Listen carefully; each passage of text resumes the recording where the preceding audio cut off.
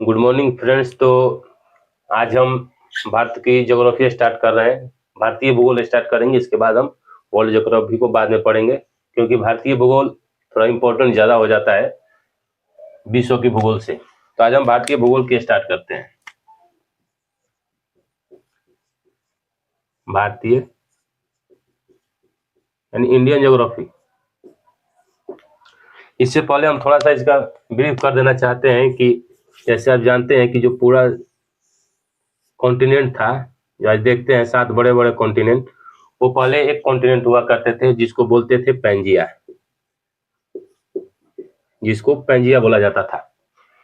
और पूरे महासागर को, ये मान लीजिए ये पैंजिया है और ये एक महासागर है, इसको पैंथालासा बोला जाता था।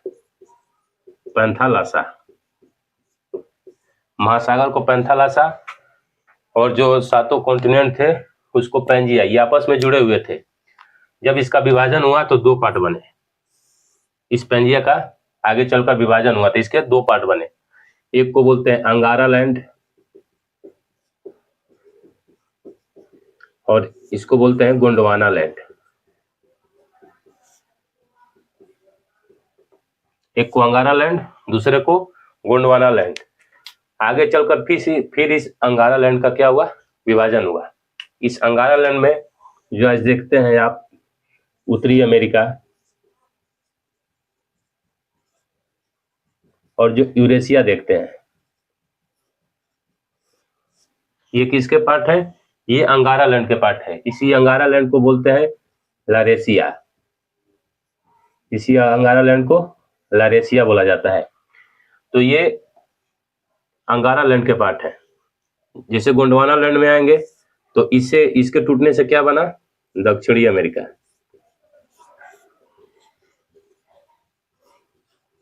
इसके बाद अफ्रीका। इसके बाद जो आप देखते हैं Indian Australian plate. Australian plate यानी इंडिया, ऑस्ट्रेलिया, ये सब किसके पार्ट है? गोंडवाना लैंड के हिस्सा है। तो आज हम इसी गोंडवाना लैंड के बारे में पढ़ेंगे और यहाँ में हम इंडिया से देखते हैं। आज जो हम भारत देख रहे हैं, से मान लीजिए ये भारत की जो आज जो ये भारत की स्थिति दिखती है, ये भारत किसी टाइम में अफ्रीका से लगा हुआ था।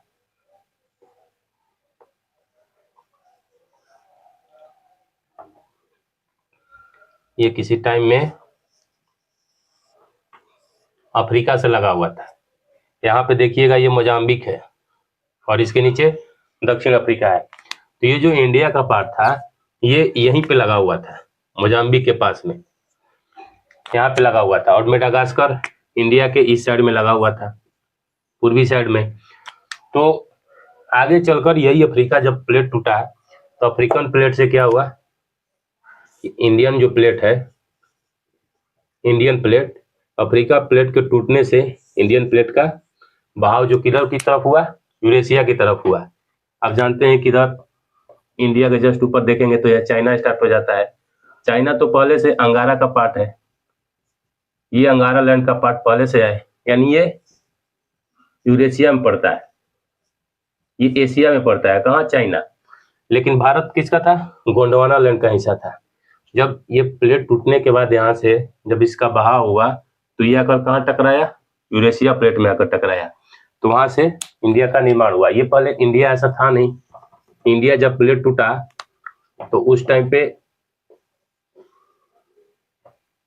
इतना ही इंडिया था, उस टाइम पे इंडिया इतना ही था। लेकिन जब यूरेशिया से टकराया, टकराने के बाद देखेंगे आप हिमालय का निर्माण हुआ। तो आज जो इंडिया दिखता है वो पहले ऐसा नहीं था। ये यूरेशिया से टकराने के बाद इंडिया की स्थिति ये होती है। तो हम ही पहले, जब बाद में हम वर्ल्ड ज्योग्राफी में आएंगे तो हम इस प्लेट के बारे में बताएंगे कि प्लेट कैसे गति करती है। तो उसको प्लेट टेक्टोनिक थ्योरी से हम लोग आगे चलकर देखेंगे। लेकिन हम भारतीय भूगोल देख रहे हैं तो भारतीय नजरिए से ही देखेंगे इसको। जो प्लेट है, अब प्लेट की गतियां हैं, इसको हम लोग वर्ल्ड ज्योग्राफी में देखेंगे। इसमें 7 बड़ी बड़ी प्लेटें आती हैं, तो इसको वर्ल्ड ज्योग्राफी में देखेंगे। हम लोग आज देखेंगे भारत की विस्तार एवं स्थिति। भारतीय भूगोल में ये पहला टॉपिक हो जाएगा, भारत का विस्तार एवं स्थिति, यानी ये ग्लोब पे कहाँ लाई करता है। थोड़ा सा हम ग्लोब के बारे में भी देख लेते हैं यहाँ पे। ऐसे तो हम वर्ल्ड ज्योग्राफी में पहला जो टॉपिक होगा ग्लोब ही होगा, लेकिन अभी भी हम ग्लोब को देख लेते हैं।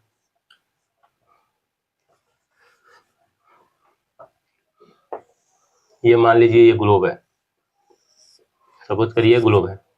इस ग्लोब में जो हॉरिजॉन्टल लाइन होती है, यानी जो क्षैतिज लाइन होती है, उसको हम लोग अक्षांश रेखा बोलते हैं। तो ये 0 डिग्री लाइन है, मान लीजिए, इसको बोलते हैं भूमध्य रेखा, इसको बोलते हैं भूमध्य रेखा या विषुवत रेखा। 23.5 डिग्री पे कर्क रेखा,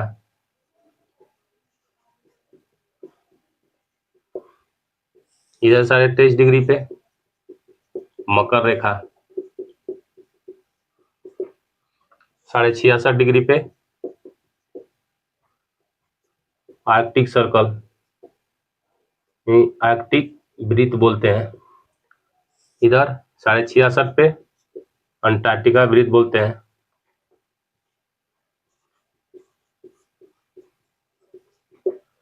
और यहाँ पे ये नॉर्थ पोल है, और इधर आ जाएंगे तो साउथ पोल,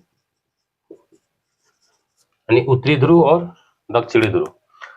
तो ये जो क्षेत्र होता है कर्क और मकर का, ये उष्ण क्षेत्र होता है, यानी इसको बोलते हैं उष्ण कटिबंध। 23.5 डिग्री कर्क, 23.5 डिग्री मकर वाले के बीच को बोलते हैं उष्ण कटिबंध। इसके बाद जो ये वाला क्षेत्र होता है 23.5 से 66.5 वाला, इसको बोलते हैं उपोष्ण, उपोष्ण। इसके बाद जो ये वाली होती है, इसको बोलते हैं शीत क्षेत्र, यानी शीत कटिबंध, शीत कटिबंध। कटि मतलब होता है कमर, बंद मतलब चारों तरफ। जैसे हम लोग एक बेल्ट यूज करते हैं तो उसको बोलते हैं पूरा बेल्ट चारों तरफ घूम जाता है, तो एक तरह से क्या हुआ, वो बंद हुआ। तो उसी तरह यह कटिबंध है, क्योंकि जो ये आर्कटिक से जो ये अक्षांश लाइनें होती हैं, यानी अक्षांश रेखाएं होती है, पूरे एक सर्कल में होती है। यानी इसको जब काटेंगे, मान लीजिए ग्लोब है, तो ग्लोब को जैसे काटेंगे हॉरिजॉन्टल, तो ग्लोब कैसा दिखाई देगा,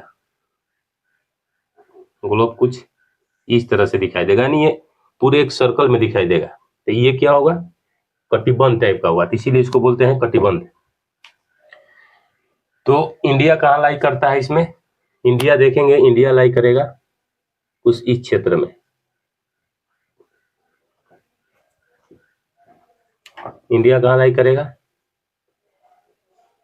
इंडिया यहाँ लाई करता है, यानी आधा इसका हिस्सा उष्ण में पड़ता है, आधा हिस्सा उपोष्ण कटिबंध में पड़ता है।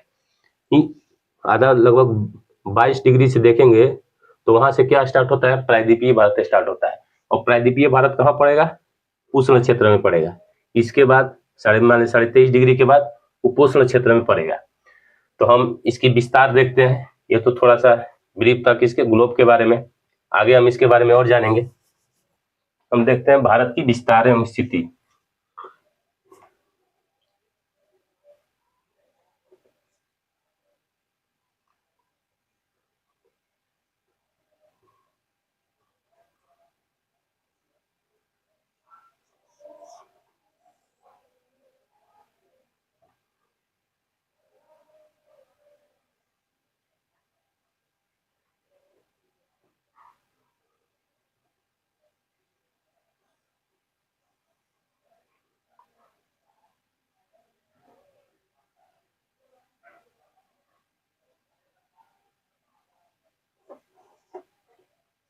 ये मान लीजिए भारत की मैप है। तो भारत का देखेंगे अक्षांशीय विस्तार कितना है, भारत का देशांतरीय विस्तार कितना है, हम उसके बारे में देखेंगे।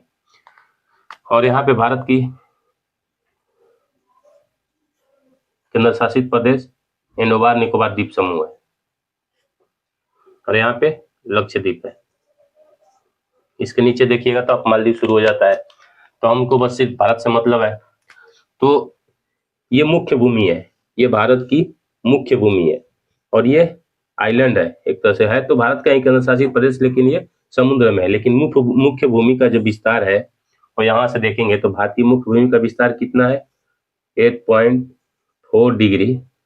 ये क्या है, अक्षांश है, और है कहाँ, सब उत्तरी अक्षांश में है। क्योंकि जब ग्लोब पे हम देखे थे तो भारत कहाँ था, 0 डिग्री से ऊपर में था, तो 0 डिग्री से ऊपर में उत्तरी अक्षांश, 0 डिग्री से नीचे में दक्षिणी अक्षांश।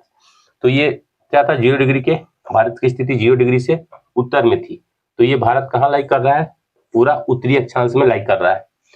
तो ये 8.4 डिग्री उत्तरी अक्षांश, इसको लिख दे रहे हैं नॉर्थ, एन मतलब नॉर्थ।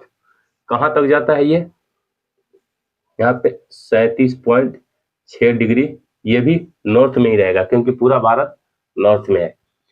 इसका देशांतरीय विस्तार यहाँ शुरू होगा, यहाँ तक जाएगा, क्योंकि अब देखते हैं कि जो हॉरिजॉन्टल लाइनें होती है, अक्षांश रेखाएं होती है, जो वर्टिकल लाइन होती है यानी जो ऊर्ध्वाधर लाइन होती है, वो कैसी देशांतर रेखाएं होती है। तो 68.7 डिग्री, और भारत कहाँ लाई कर रहा है देशांतर में, पूर्व में, यानी ये जो जीएमटी है, GMT line, Greenwich mean time, ये 0 डिग्री है। ये कहाँ से, लंदन से शुरू होती है, और इस लंदन के जो इधर आता है पूर्व में, वो पूर्वी देशांतर, जो पश्चिम में है पश्चिमी देशांतर। तो भारत किधर लाई करता है, पूरब की तरफ लाई करता है, तो ये कैसा होगा, पूर्वी देशांतर होगा। तो 68.7 डिग्री ईस्ट, ये कहाँ तक जाता है, 97.25 डिग्री ईस्ट, ये भी ईस्ट में है, और ये भी 68.7 डिग्री जो देशांतर है वो भी ईस्ट में है, और 97.25 डिग्री जो ईस्ट है देशांतर, वो भी ईस्ट में है, यानी पूरब की तरफ रहता है। यानी भारत की स्थिति कहाँ हुई, तो भारत की स्थिति किधर की हो गई, उत्तर और पूरब की तरफ।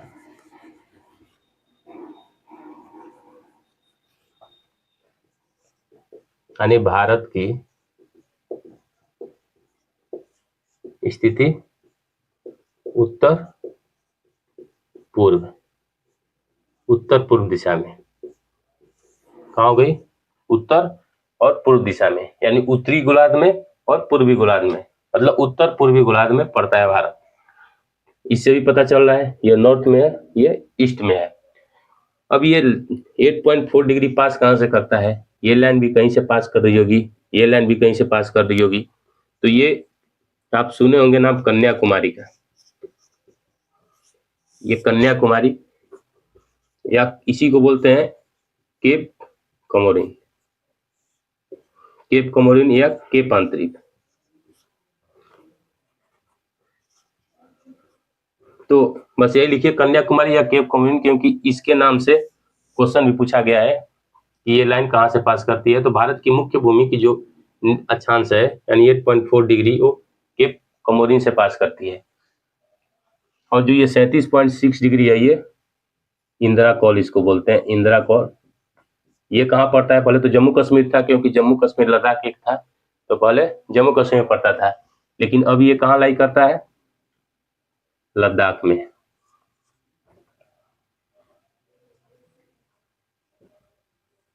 ये लद्दाख में लाई करता है। तो 37.6 degree Indira Col Ladakh, 8.4 degree north, ये कहाँ से पास कर रही है, कन्याकुमारी या केप कमोरिन से पास कर रही है।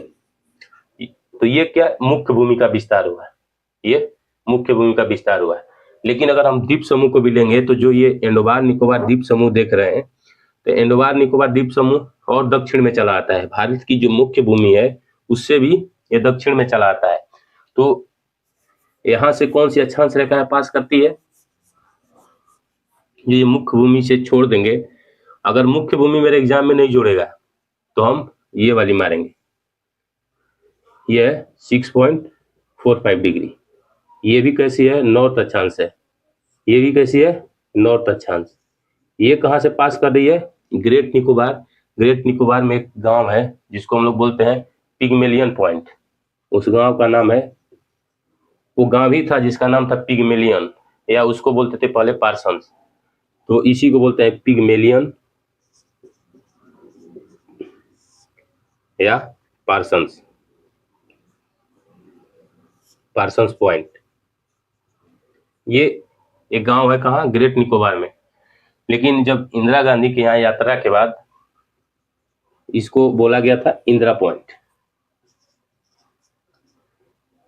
इंदिरा पॉइंट, क्योंकि यहाँ पे इंदिरा गांधी यात्रा की थी। जब वो प्रधानमंत्री थी तो यहाँ पे यात्रा की थी। तो उनके यात्रा के बाद इस गांव को क्या बोला गया, पिग्मेलियन पॉइंट या पार्सन्स पॉइंट को क्या बोला गया, इंदिरा पॉइंट बोला गया।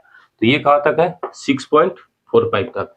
यानी भारत का जो अक्षांशीय विस्तार है, अक्षांशीय विस्तार वो 37.6 डिग्री नॉर्थ से लेकर 6.4 डिग्री नॉर्थ तक है। लेकिन जब मुख्य भूमि आ जाएगी तो 8.4 डिग्री नॉर्थ से 37.6 डिग्री नॉर्थ तक है। ये मुख्य भूमि का विस्तार है। लेकिन अगर पूरे को द्वीप समूह को भी ले ले तो 6.45 तक है। और ये 68.7 से लेकर 97.25 ईस्ट देशांतर यानी पूर्वी देशांतर में भारत की स्थिति है। तो ये कहाँ से 68.7 डिग्री कहाँ से पास करती है, तो ये गुजरात से पास करती है। गुजरात में सरक्रिक एक जगह है, सरक्रिक। ये अभी भी देखेंगे तो पाकिस्तान और भारत के बीच में ये विवादित क्षेत्र है, सरक्रिक। सरक्रिक तो ये लाइन 68.7 डिग्री यहाँ से पास करती है। कहाँ, गुजरात में सरक्रिक नामक एक जगह है, ये यहाँ से 68.7 डिग्री। और ये 97.25 डिग्री ये कहाँ से पास करती है, तो अरुणाचल प्रदेश,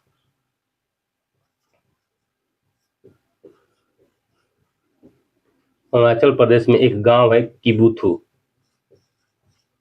किबुथु। ये कहाँ है, अरुणाचल प्रदेश में। तो 97.25 किबुथु से पास करती है और 68.7 डिग्री गुजरात सरक्रिक से पास करती है। तो यहाँ से 68.7 से लेकर 97.25 तक ये क्या है, ये मान लीजिए ये सभी देशांतरीय विस्तार है। ये सभी देशांतर रेखा है। जो वर्टिकल लाइन है ये सभी देशांतर रेखा है। और जो हॉरिजॉन्टल लाइन यहाँ से जा रही है, ये वाली लाइन, ये कैसी है, अक्षांश रेखा है। ये वाली अक्षांश और ये देशांतर, ये देशांतर रेखा है। तो ये भारत की विस्तार हुआ है। अब इसमें इसी से क्या करेंगे हम लोग, इसकी लंबाई और चौड़ाई पता कर लेंगे। तो पहले हम देखते हैं कि भारत में कितनी अक्षांश है और कितनी देशांतर है।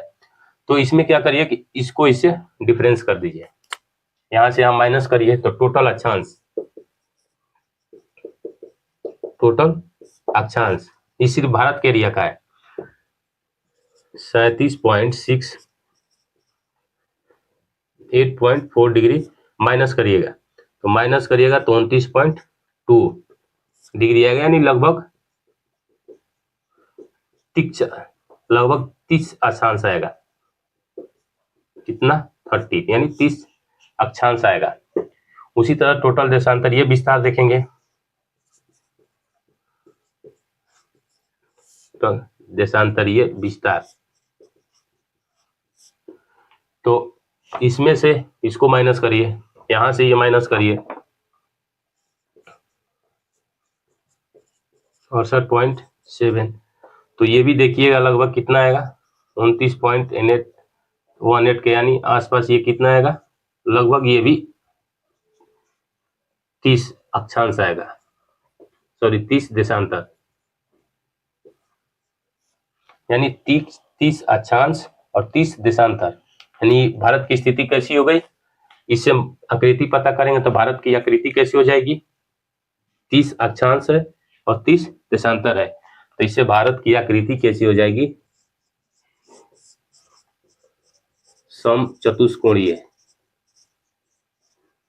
भारत की आकृति कैसी हो जाएगी, समचतुष्कोणीय, क्योंकि जितना अक्षांशीय विस्तार है उतना ही हमारा देशांतरीय विस्तार है।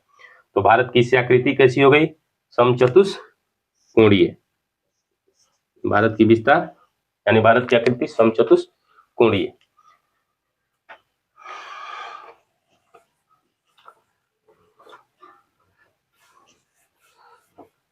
अब इस अक्षांश और देशांतर से हम लोग लंबाई और चौड़ाई कैसे पता करते हैं, तो इसको हम ग्लोब में आएंगे तो और बताएंगे अच्छे से। लेकिन अभी तक के लिए याद करिए कि जैसे दो अक्षांश के बीच को जो दूरी होती है, यानी दो अक्षांश के बीच की जो दूरी होती है वो लगभग 111 किलोमीटर होती है। यानी मान लीजिए एक अक्षांश ये, दूसरी अक्षांश ये, तो इन दोनों के जो बीच में गैप होगा वो कितना होगा? 111 किलोमीटर की। और ये फिक्स रहती है, यानी जो अक्षांशीय विस्तार है, दो लाइनों के बीच में जो गैप होता है दो अक्षांशों के बीच में, वो फिक्स रहता है। तो ये कितना हो गया? 111 किलोमीटर। लेकिन यहीं पर मान लीजिए दो देशांतरों के बीच की जो दूरी है, यहां लिख रहा हूं,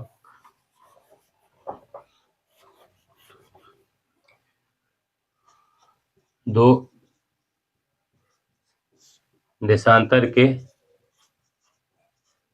बीच की दूरी, ये भी लगभग कितना आती है?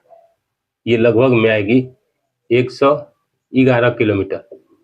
ये भी 111 किलोमीटर ही आएगा। लेकिन ये वैरी करता है, लेकिन ये समान नहीं होता, सभी जगह समान नहीं होता है, समान नहीं होता है, समान नहीं होता है। अब ये कैसे समान नहीं होता है, इसको भी हम लोग देख लेते हैं। ऐसे तो जब हम ग्लोब बताएंगे तो इसको बताएंगे, लेकिन अभी देख लीजिए समान कैसे नहीं होता है। क्योंकि मान लीजिए ग्लोब है, तो जो अक्षांश रेखाएं होती है ओरिजेंटल चलती है। तो ये मान लीजिए एक अक्षांश रेखा, ये इसके जस्ट नीचे दूसरी अक्षांश रेखा है, ये तीसरी अक्षांश रेखा है। तो ये अक्षांश रेखाएं नियमित अंतराल पे चलती है। ये मान लीजिए 0 degree, 1 degree, 2 degree, 3 degree, 4 degree, आते आते कहाँ तक? ये 90 डिग्री तक जाती है। तो ये नियमित अंतराल पे होती है। और ये आपको बताए भी पहले भी, इसे पहले बताए हैं कि ये जो होती है ये पूरी सर्कल होती है। जब इसको काट के देखेंगे, मान लीजिए इस ग्लोब को हम बीचों बीच से यहाँ से काट दे रहे हैं, तो ये कैसे दिखेगा? ये कुछ इस तरह से दिखेगा। तो जो ये लाइन बनेगी, ये जो अक्षांश रेखाएं बनेगी, ये जो सर्कल बनेगा वो नियमित अंतराल पे बनेगा। लेकिन जो देशांतरीय विस्तार होता है, देशांतर रेखा क्या होती है? जो नॉर्थ पोल और साउथ पोल को मिलाती है। मान लीजिए यहाँ से शुरू हुई, यहाँ आ गई, यहाँ से शुरू होगा ये लाइन यहाँ आएगी, फिर यहाँ शुरू होगी ये लाइन यहाँ आएगी, यहाँ शुरू होकर लाइन यहाँ आएगी। तो आप देख रहे हैं कि ये जो सेमी सर्कल है, ये क्या है? ये लाइन, ये अर्धवृत्त बनाती है। देशांतरीय लाइन अर्धवृत्त बनाती है। तो ये लाइन जैसे विषुवत रेखा पे आएगी, तो ये विषुवत रेखा पे ये चौड़ी होती जाएगी। ये विषुवत रेखा पे इनके बीच को जो दूरी है वो ज्यादा होगी। लेकिन आप देख रहे हैं कि जैसे जैसे ये नॉर्थ पोल की तरफ जा रही है, ये आपस में सटते हुए जा रही है। यहाँ इसकी दूरी कम, यहाँ कम, यहाँ कम, यहाँ पे 0 हो जा रही है। तो ये क्या हो रहा है? इसकी दूरी कम होते जा रही है। लेकिन जैसे ही विषुवत रेखा की तरफ आ रहे हैं, इसकी दूरी बढ़ रही है। इसीलिए इसकी दूरी वैरी करती है। विषुवत रेखा पे सबसे ज्यादा दूरी होगा, और जैसे ही हम लोग ध्रुव की तरफ जाएंगे तो इसकी दूरी कम होते जाएगी। तो इस तरह से अक्षांश की दूरी सेम होती है, लेकिन देशांतर की दूरी वैरी करते रहती है। तो ये 30 अक्षांश और 30 देशांतर, इस समचतुष्कोण आ गया था। तो हम लोग पहले उत्तर दक्षिण लंबाई देखते हैं। उत्तर से दक्षिण लंबाई, तो ये लगभग देखते हैं तो 3214 किलोमीटर ये आती है उत्तर से दक्षिण, उत्तर से उत्तर दक्षिण लंबाई। ये कितना हो जाती है? 3214 किलोमीटर। और देशांतर की, ये अक्षांश कितनी रेखाएं थी? 30 अक्षांश रेखाएं थी। लेकिन जब यही पूरब से पश्चिम जाएंगे, यहां से यहां, तो ये कितनी हो जाती है? यानी पूर्व से पश्चिम, तो ये कितनी हो जाएगी? 2933 किलोमीटर, 2933 किलोमीटर। लेकिन देशांतर रेखाएं कितनी है? यहाँ भी 30 है, यहाँ भी 30 है, यहाँ भी 30 है। लेकिन यहाँ पे लंबाई में देखिए, उत्तर से दक्षिण जो लंबाई है वो 3214 किलोमीटर हो रही है, और पूरब से जो पश्चिम लंबाई हो रही है 2933 किलोमीटर आ जा रहा है। ये क्यों आ रहा है? जबकि अक्षांश और देशांतर रेखाएं तो सेम है। तो इसी दूरी की वजह से, क्योंकि ये विषुवत रेखा पे भारत ना होकर भारत विषुवत रेखा से उत्तर की तरफ है, यानी विषुवत रेखा जब देखिएगा ये 8.4 डिग्री है, ये 6.4 डिग्री नॉर्थ है, यह कहाँ ग्रेट निकोबार में था, तो ये विषुवत रेखा कहीं इसके नीचे से 0 डिग्री देखिएगा कहीं इसके नीचे से पास करेगी। अगर ये विषुवत रेखा पे होता मान लीजिए भारत, तो ये दोनों लंबाई सेम होती, लेकिन ये विषुवत रेखा से उत्तर की तरफ है और पूरब की तरफ है, इसीलिए इसकी लंबाई क्या हो रही है, वैरी करिए, पूरब से पश्चिम 2933 और उत्तर से दक्षिण 3214 किलोमीटर। और ये विषुवत रेखा से कितनी दूरी पर है, आप यहाँ से भी निकाल सकते हैं। मान लीजिए मेन पॉइंट को लीजिएगा तो 8.4 डिग्री नॉर्थ है, तो यहाँ से इसका मतलब यहाँ से इसकी दूरी 8.4 डिग्री उत्तर में अक्षांश की तरफ है, तो यहाँ से यहाँ की दूरी कितनी हो जाएगी, 111 से लगभग गुणा करिएगा तो ये कितना आएगा 876 किलोमीटर। यानी भारत के जो मेन पॉइंट है वो विषुवत रेखा से कितनी दूरी पर है, 876 किलोमीटर की दूरी पर है। तो ये रहा आज की भारत की स्थिति और भारत के विस्तार के बारे में। हम आगे चलकर इसकी और भी एक महत्वपूर्ण रेखा है, हम उसको आगे बताएंगे कि कर्क रेखा के बारे में, और एक देशांतर रेखा आप नाम सुने होंगे 82.5 डिग्री, तो उसके बारे में हम लोग नेक्स्ट क्लास में देखेंगे, क्योंकि ये क्लास बहुत लंबी हो जाएगी। तो आज के लिए इतना ही, धन्यवाद। नेक्स्ट क्लास में हम और भी इसके आगे के बारे में हम देखेंगे, कर्क रेखा और देशांतर रेखा के बारे में नेक्स्ट क्लास में देखेंगे। आज के लिए इतना ही।